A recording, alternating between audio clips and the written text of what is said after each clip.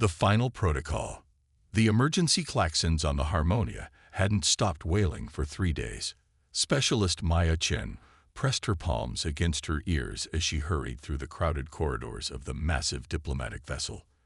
As one of only 17 humans aboard a ship carrying representatives from over 200 galactic species, she had grown accustomed to being overlooked. Today, however, was different. Make way for the human specialist. The melodic voice of Ambassador Thrix, a tall avian being with iridescent plumage, cut through the cacophony of panicked voices. The council demands her presence immediately. Maya felt a flutter of anxiety in her stomach. For 3 years, she had served as a junior linguistics specialist and cultural attaché, mostly filing reports and assisting with minor translation issues. The Galactic Concordat had only reluctantly admitted Earth to its ranks 8 years ago, and humans were still viewed as primitive curiosities by most established species. "Ambassador, what's happening?" Maya asked as they hurried toward the Central Council chamber.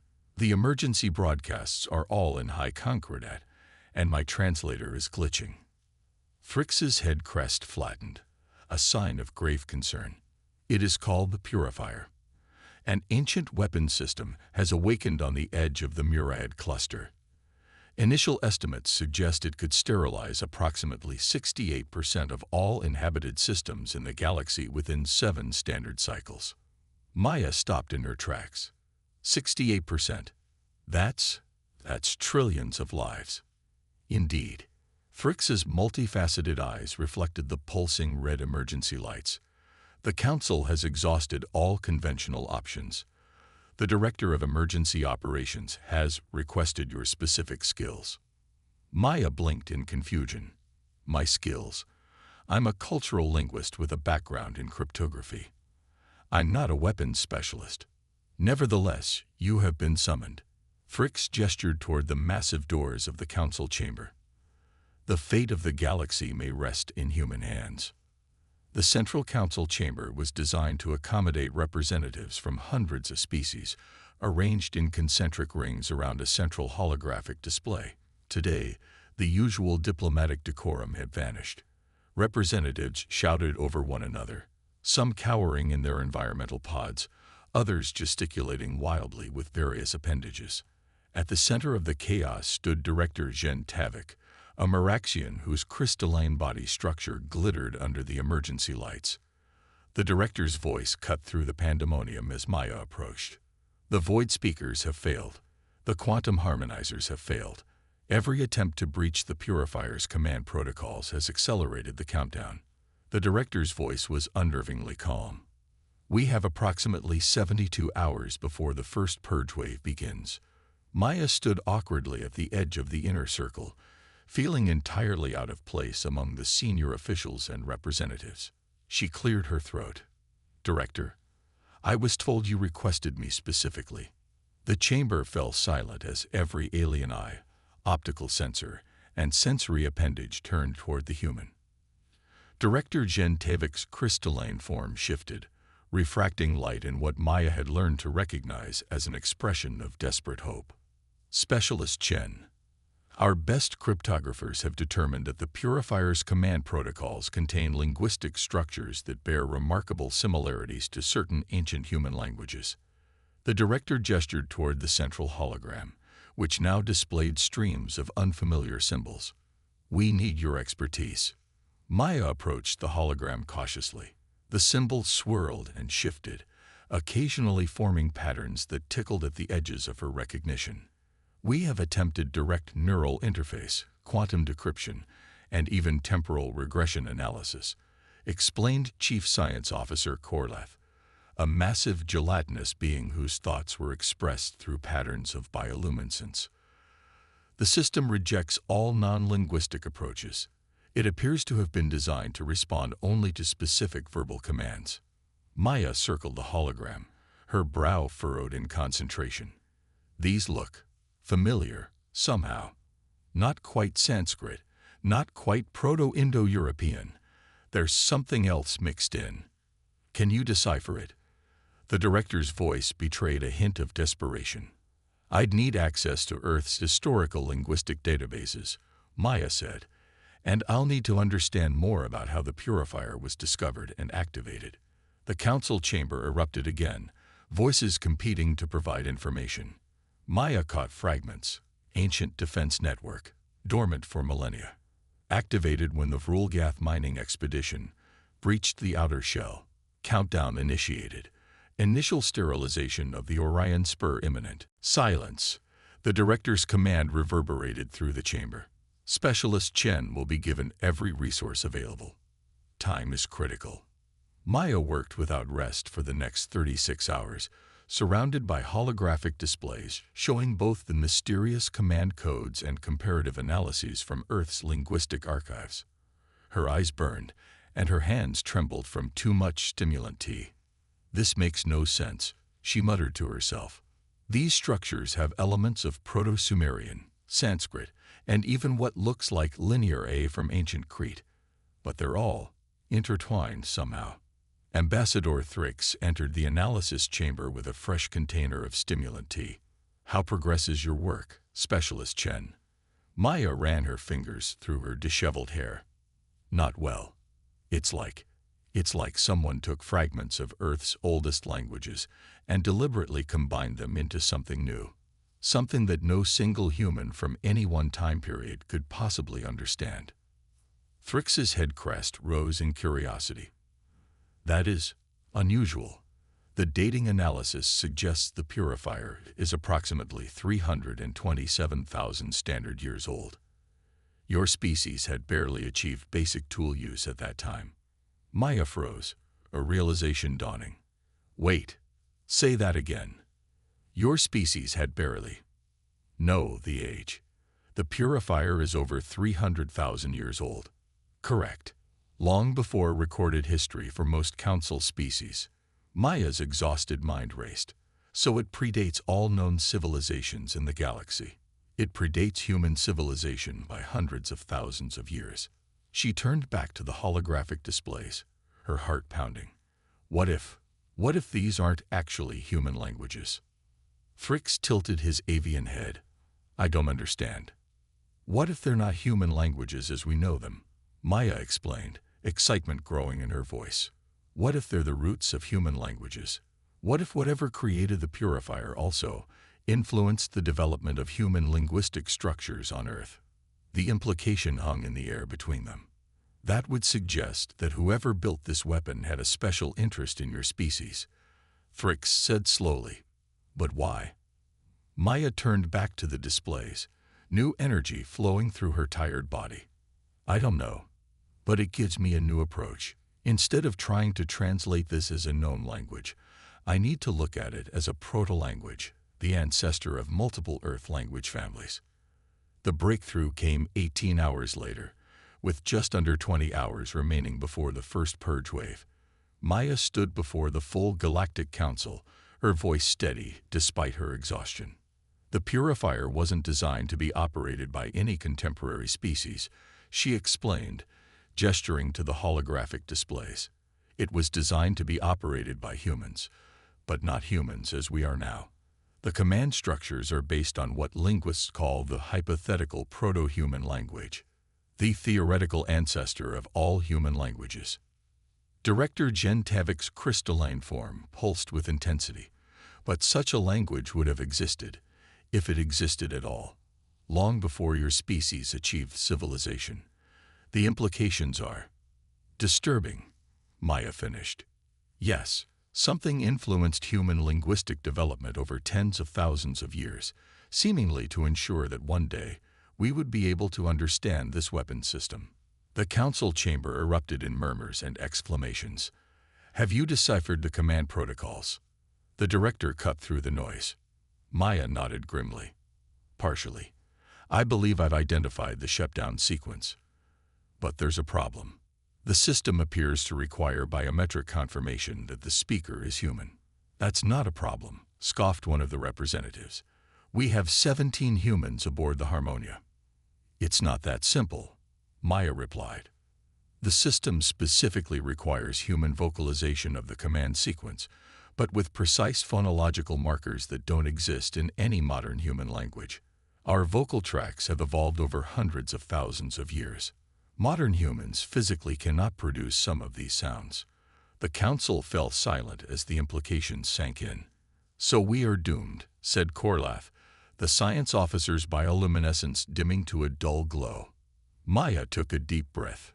"Not necessarily. I have an idea, but it's unconventional. And I'll need immediate access to the Purifier's command interface." Director Gentavik regarded her with what Maya interpreted as skepticism. "The Purifier is located at the edge of the Myriad cluster. Even with our fastest ships, it would take at least 40 hours to reach it. Then we'll need to establish a direct quantum link," Maya insisted. "The Purifier has to be receiving and processing external data, or it wouldn't know what to target.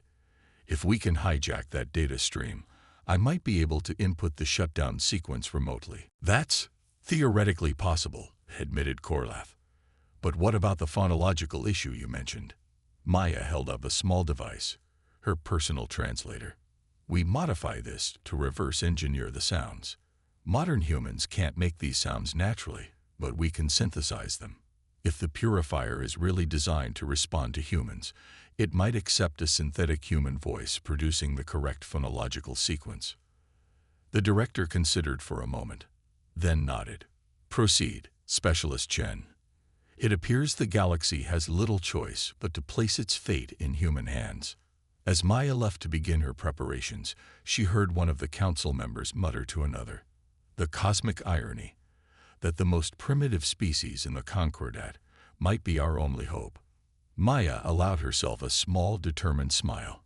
Time to show the galaxy what humans can do. The human element. The auxiliary command center aboard the Harmonia had been transformed into a makeshift control station for Operation Last Hope. Maya stood at the center of a circle of the most advanced quantum communication equipment the Galactic Concordat could assemble on short notice. A direct quantum link to the Purifier had been established, though maintaining it consumed enough energy to power a small planet. 15 hours until the first purge wave, announced a calm, synthetic voice. Estimated casualties, 43 billion sentient beings. Maya tried to block out the staggering number as she worked. Her modified translator device was connected to the quantum link, loaded with the shutdown sequence she had painstakingly reconstructed from the ancient command protocols. Surrounding her were the Concordat's top scientists, engineers, and military commanders, all watching with varying degrees of hope and skepticism. "This will never work," muttered Vorlax, the Thulian representative whose species prided themselves on their superior technological understanding. A primitive translation device reprogrammed by a junior specialist from a barely spacefaring species. "We might as well accept our fate." Director Gentavik's crystalline form flashed what Maya had learned to interpret as irritation. "Have you a better solution to offer, Representative Vorlax?" "No. Then I suggest you observe in silence." Maya focused on the final calibrations. The theory was sound. Her modified translator would convert the shutdown sequence into the precise phonological patterns required by the Purifier, bypassing the limitations of the modern human vocal tract. But doubt gnawed at her. What if she had misinterpreted the command protocols? What if the Purifier required more than just the correct sounds? What if it needed the specific brainwave patterns of a human speaker? "Ready for initial test transmission," she announced, pushing aside her doubts. Ambassador Thrix stepped forward, his iridescent plumage dulled by the harsh lighting. "Specialist Chen, before you proceed, the Council wishes to express its gratitude for your efforts, regardless of the outcome." Maya detected the subtle funeral tone in his voice. "They expected failure." "Thank you, Ambassador," she replied evenly. "But save the gratitude for when we've succeeded." She activated the translator device. The reconstructed shutdown sequence, a series of sounds unlike any language currently spoken on Earth, emanated from the device, transmitted directly through the quantum link to the Purifier. For several tense moments, nothing happened. Then the holographic display showing the Purifier's status flickered. "Response detected. reported one of the technicians, a tentacled cerulean whose appendages danced across the control interface. The Purifier is requesting additional input. Maya leaned forward eagerly. What kind of input? The answer appeared on the display, a new set of symbols, even more complex than before. It's a secondary authentication protocol, Maya realized, studying the symbols. The Purifier accepted the initial command but needs confirmation. Can you decipher this new protocol? Director Gentavik asked, their crystalline form pulsing with renewed hope. Maya studied the symbols, her exhausted mind racing. It's asking a question. This isn't just about the correct sounds. It's testing understanding. What's the question? Korlath inquired, their bioluminescence brightening with curiosity. Maya's brow furrowed in concentration. It's philosophical. Roughly translated, what distinguishes the guardians from those they guard? The command center fell silent, every being contemplating the unexpected philosophical turn. It's a moral test, Maya continued, her voice growing more confident. Whoever built the Purifier wasn't just creating a weapon. They were creating a fail-safe with an ethical dimension. Vorlax scoffed. And we're supposed to guess the correct ethical position of some long-dead civilization. Impossible. Maya closed her eyes, thinking. The Purifier predated all known galactic civilizations. It had somehow influenced human linguistic development. It required human biometric confirmation. What was the connection? Empathy, she whispered, the realization dawning. What did you say? Director Gentavik asked. Empathy, Maya repeated louder.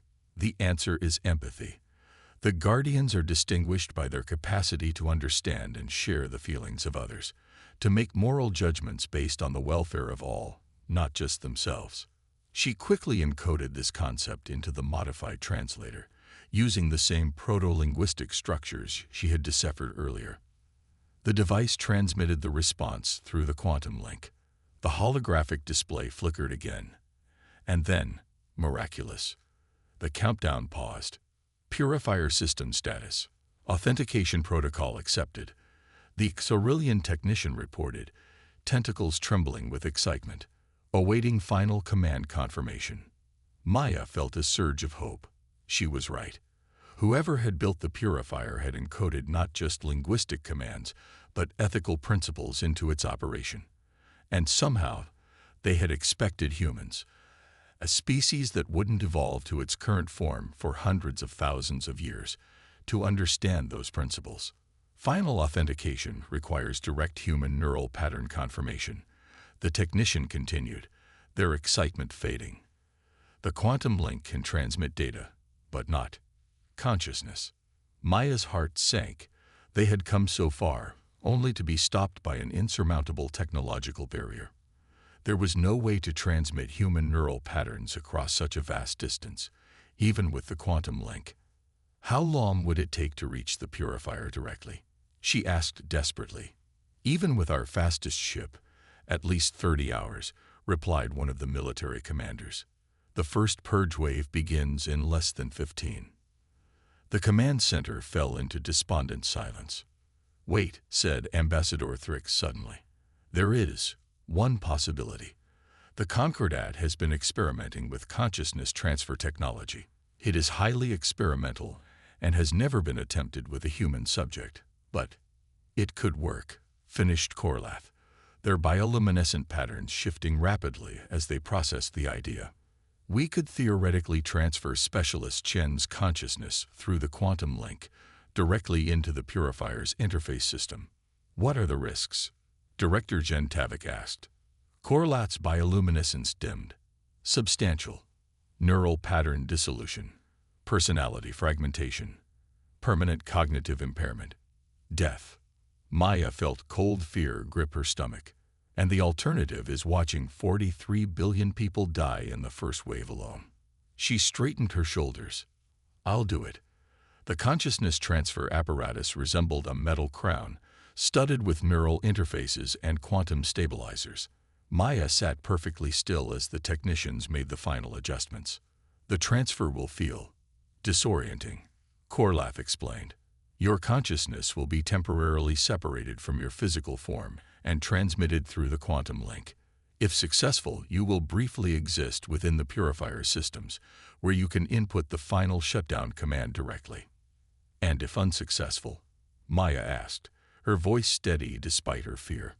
Korlath's bioluminescence flickered in what Maya had learned to recognize as discomfort. Let us focus on success. Director Jen Tavik approached, their crystalline form glowing softly. Specialist Chen, the Concordat owes you a debt that can never be repaid. When this crisis is resolved, humanity's status within the galactic community will be forever elevated. Maya managed to smile. Let's get through this first, then we can talk about promotions. The command center had been cleared of all non-essential personnel. Only the director, Korlath, Thrix, and the consciousness transfer specialists remained. Transfer initiating in 3, 2, 1, announced one of the specialists. The world dissolved around Maya. Her senses stretched, compressed, and then expanded beyond her understanding. She felt herself pulled apart and reassembled, flung across impossible distances. Then, suddenly, clarity. Maya found herself, or rather, her consciousness, within a vast digital landscape. The Purifier's command center existed as an abstract representation her mind could comprehend, a crystalline structure of light and thought, pulsing with ancient power. Before her floated a simple interface, a final confirmation protocol, written in the same proto-linguistic structures she had been studying. With a thought that felt like speaking, Maya activated the interface. The proto-language flowed from her consciousness directly into the system. I, human, guardian of life, command the end of the Purge Protocol. All life in this galaxy deserves protection, not destruction. The crystalline structure pulsed once, twice, and then began to transform. The threatening red energy that had suffused it faded, replaced by a gentle blue glow. A response formed in Maya's consciousness, not in words but in concepts. Confirmation accepted. Human guardian recognized. Purification protocol terminated. Then, another concept, unexpected. Creator's message for inheritors follows. A flood of information surged into Maya's consciousness. Images, emotions, and understandings from a civilization that had existed hundreds of thousands of years before humanity had even evolved. A message preserved for eons, waiting for the right minds to receive it. The creators of the Purifier had not been human. They had been an ancient species who had seen something in Earth's early hominids, a potential for both destructive capacity and profound empathy. They had subtly guided human linguistic evolution, knowing that someday, when humanity reached the stars, they would need to understand this message. The Purifier had never been intended as a weapon of mass destruction. It was a test, a galaxy-spanning, millennia-long test to determine if humans could develop the wisdom to match their potential power. The crisis had been engineered to see if humans would choose to save others, even at great personal risk. And Maya had passed the test. The knowledge poured into her consciousness. Star maps to worlds the ancient civilization had seeded with their knowledge. Technologies beyond anything the Concordat possessed. Philosophical insights from a species that had transcended their physical forms eons ago. As the transfer began to destabilize, one final message formed. You are the inheritors, the guardians, the bridge between what was and what will be. You are not alone in the universe. You never were. Maya awoke in the Harmonia's medical bay 3 days later. Her head pounded, and her vision swam, but she was alive. Ambassador Thrix stood at her bedside, along with Director Jen Tavik and several other Concordat officials she didn't recognize. The Purifier, she asked, her voice hoarse. Deactivated, Thrix confirmed, his plumage vibrant with what Maya recognized as joy. The galaxy is safe, thanks to you. Not just deactivated, corrected Director Jen Tavik. Transformed. The entire structure has reconfigured itself into something else. Our scientists are still trying to understand it, but it appears to be some kind of repository of knowledge. Maya nodded weakly. It was a test.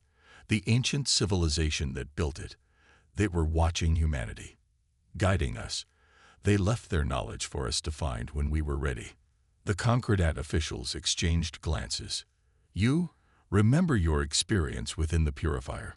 Korlath asked, their bioluminescence pulsing with excitement. The transfer specialists said your memories of the event would likely be lost. I remember everything, Maya confirmed. The star maps, the technologies, the philosophical concepts. They're all in my head. She tapped her temple weakly. Though I might need some help sorting through it all. Director Gentavik's crystalline form shimmered with what Maya now recognized as profound respect. Specialist Chen, Maya. Humanity has done more than save the galaxy. You have unlocked the legacy of a civilization that predates all known species. The implications for the Concordat, for all sentient life, are immeasurable. The Council has unanimously voted to elevate Earth's status within the Concordat. Fricks added, humanity will no longer be considered a junior member species. You will have full voting rights and access to all Concordat technologies and resources. Maya smiled tiredly. That'll make a nice change from being the primitive curiosities. Representative Vorlax, who had been standing silently at the back of the group, stepped forward. We owe you an apology, Specialist Chen. Many of us dismissed humanity as technologically backward, philosophically simplistic. We were wrong. The Ancient Ones saw something in us, Maya replied. Something worth nurturing, worth testing, worth trusting with their legacy. She closed her eyes briefly, remembering the flood of knowledge she had received. They saw our capacity for empathy alongside our capacity for destruction. They believed we could choose the right path. And you did, said Director Gentavik. One human, facing impossible odds, chose to risk everything to save trillions of lives across the galaxy. Maya shook her head slightly. Any human would have done the same. Perhaps, the director replied. And perhaps that is precisely why the Ancient Ones chose your species as their inheritors. As the Concordat officials left Maya to rest, she stared out the viewport at the stars beyond. Somewhere out there were worlds filled with knowledge left by a civilization that had seen humanity's potential before humans themselves existed. And now, that knowledge was hers, humanity's, to explore. The Ancient Ones had been right to trust in the human element. In the end, it wasn't advanced technology or superior intelligence that had saved the galaxy. It was the distinctly human capacity for empathy, the willingness to sacrifice for others, the ability to connect deeply with the concerns of beings utterly unlike oneself. Maya smiled as she drifted back to sleep. Humanity had stepped onto the galactic stage as junior members, barely tolerated. They would step forward now as equals, as inheritors, as guardians. The galaxy would never be the same again. And neither would humanity.